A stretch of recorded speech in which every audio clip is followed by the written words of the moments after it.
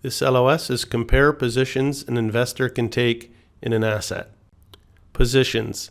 A position in an asset is the quantity of the instrument that an entity owns or owes. A portfolio consists of a set of positions. People have long positions when they own assets or contracts. Examples of long positions include ownership of stocks, bonds, currencies, contracts, commodities, or real assets.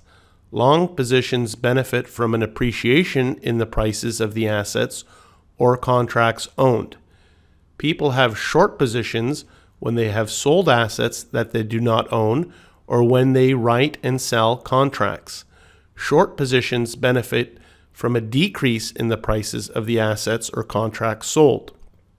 Short sellers profit by selling at high prices and repurchasing at lower prices. So remember, on long, just think buy low, sell high, buy low, sell high. On short, you want to sell high, buy low, sell high, buy low. It's all about buying and selling, okay? Information-motivated traders sell assets and contracts short positions when they believe prices will fall. That's a very important point. Information-motivated traders, they'll sell assets and contracts short positions when they believe that prices are going to fall. I just wanted to point out that that last slide was talking about an information-motivated trader. And so there's three categories, characterization, between a hedger, an investor, and an information-motivated trader, okay? So we can see that the first three questions at the back, I'm just taking a screenshot of the ebook, the first three questions are covering that. So that's important why you have to do as many practice problems as possible. So the first one, Mr. Tanabe has designed a sophisticated forecasting model which predicts the movements in the overall stock market in the hopes of earning a return in excess of a fair return for the risks involved. He uses the predictions of the model to decide whether to buy or hold or sell the shares of an index fund that aims to replicate the movements of the stock market. So Mr. Takabe, is he best characterized as a hedger, or an investor, or an information-motivated trader? And then the second one, James Beach is young, has substantial wealth. Significant portion of his stock portfolio consists of emerging market stocks that offer relatively high expected returns at the cost of relatively high risk. Beach believes that investment in emerging market stocks is appropriate for him and given his ability and willingness to take risk. So what is which one of the labels most appropriately describes him? Hedger or investor or information motivated trader? And finally, the third question, just scroll down here, we can see is that Lisa Smith owns a manufacturing company. Her company has sold goods to a customer in Brazil. She's going to be paid in Brazilian reals in 3 months. Concerned about the possibility of the Brazilian real depreciating more than expected against the US dollar. Therefore, she's planning to sell a 3-month futures contract. The seller of such contracts generally gains when the real depreciates. So if Smith were to sell these future contracts, is she a hedger, an investor, or an information-motivated trader? So just scrolling down to the solutions, you can see for the first one, C is correct. Takabe is best characterized as information-motivated trader. He believes that his model provides him with superior information about the movements in the stock market, and his motive for trading is to profit from this information. For the second one, Beach is an investor. He's simply investing in risky assets consistent with his level of risk aversion. He's not hedging against any existing risk or using information to identify and trade mispriced securities. Therefore, he's not a hedger or an information-motivated trader. And finally, the third one, A, was correct. Smith is a hedger, has a short position in the Brazilian real futures, offsets the long position in 3 months. She's hedging the risk of the real, okay?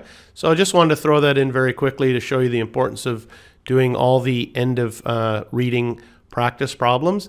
And it really highlights, in this case, that there's some key concepts with regards to information trading, investor, and a hedger, okay? Back to our slides now. Another quick practice question. A German company that exports machinery is expected to receive $10 million in 3 months. The firm converts all its foreign currency receipts into euros. The chief financial officer of the company wishes to lock in a minimum fixed rate for converting the 10 million to euro, but also wants to keep the flexibility to use a future spot rate if it is favorable. Which hedging transaction is most likely to achieve this objective?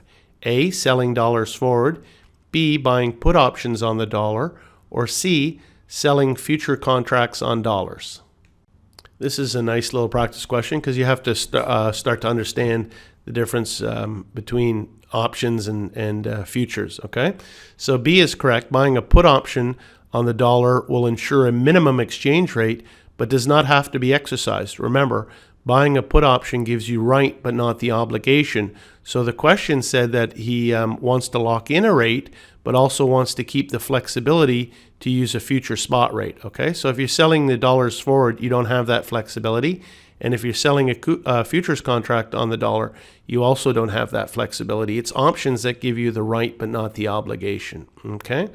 So a forward and future contracts would lock in a fixed rate but would not allow for the possibility to profit in case the value of the dollar 3 months later in the spot market turns out to be greater than the value in the forward or the futures contract.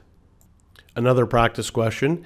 The Standard & Poor's Depository Receipts, SPDRs, is an exchange-traded fund in the United States that is designed to track the S&P 500 stock market index. The current price of a share of a SPDR is $113. A trader has just bought call options on the shares of SPDRs for a premium of $3 per share. The call options expire in 5 months and have an exercise price of $120 per share. On the expiration date, the trader will exercise the call options, ignoring transaction costs, if and only if the shares of the SPDRs are trading A, below $120 per share, B, above $120 per share, or C, above $123 per share. Okay, I put this question in here on purpose. It is a little bit challenging because it's talking about call options, and call options are covered in more detail in the reading on derivatives. But these types of questions is also included in this reading, okay? And that shows you with the CFA curriculum that once you've gone through all the material once and you recycle back and start reviewing, so it does become easier, okay? On the second pass and on the third pass. On the first pass, you're saying, well, wait a minute, I don't know a lot about call options. This question is kind of challenging because if you haven't read the reading on derivatives yet, yeah, this is going to be new to you, okay? So I put this in specifically on purpose to make that point that as you move forward through the curriculum and you go back and recycle, it becomes easier and easier, okay? So a call option gives you the right but not the obligation to buy. So this is giving you the right but not the obligation to buy at 120, at the exercise price. So B is correct. The holder of the call option will exercise the call option if the price is above the exercise price of 120. If the stock was, the SPDR was trading at $118, why would you exercise your right to buy it for 120 if it was trading for 118? You always, you want to buy low, sell high. This is giving you the right to buy, but not the obligation to buy at 120. So this is an interesting little question because a lot of students will answer it as C, 123. No, 123 is the break-even price. The break-even price, it's $120 plus the premium that you paid for it, okay? That's the break-even, but that's not the price that you would exercise. Because if the SPDR was at 121, okay, you wouldn't hit your break-even, but you'd have a loss of $2, not $3 on the premium that you paid. And that's the little trick here. A lot of times when I do this question with students, they want to answer C immediately because that's the break-even. But it says here the exercise price, the call option, if and only if it's trading, it's above the 120, okay? So just look at it. It says the net result. So again, if it's less than 123, you're still going to have a loss, but it's going to be less than the $3. So the example here, if the stock is at 122, the option buyer would exercise the option to make a $2 profit, but that's still resulting in a $1 loss, okay? So a bit of a tricky question, but don't worry about it because you're going to cover options, call options and put options in more detail, and it does become easier. but this type of question is in fact included in this reading. Now we're going to look at short positions. Recall, a short position is when with regards to stock, is when an investor borrows stock and sells it. They don't own it, okay? So you later repurchase the stock and return it to the lender to cover your short position. So in this case, you want to sell high, buy low. Always remember buy low, sell high. In this case, you're selling first, so you're selling high, you want the price to go down, okay? So a short seller's profit is the original selling price minus the repurchase price, interest, and commissions. Okay, so there's some rules to short selling. 1, short sellers pay all the dividends to the lender. 2, short sellers deposit margin or collateral into the account. And again, as I said, number 3, sell high and buy low. So we're just going to finish this LOS with one last quick practice question. Which of the following statements about the short sale of a stock is least accurate? So we're looking for the false. A, the short seller must pay any dividends due to the lender of the shares. B, a stop buy order would enable a short seller to minimize potential losses. Or C, short sales involve time limits for returning the shares borrowed to the lender. Okay, the correct answer is C, a short sale has no time limit, so that was the false. The other 2 statements are correct. So we saw that the short seller must pay any dividends.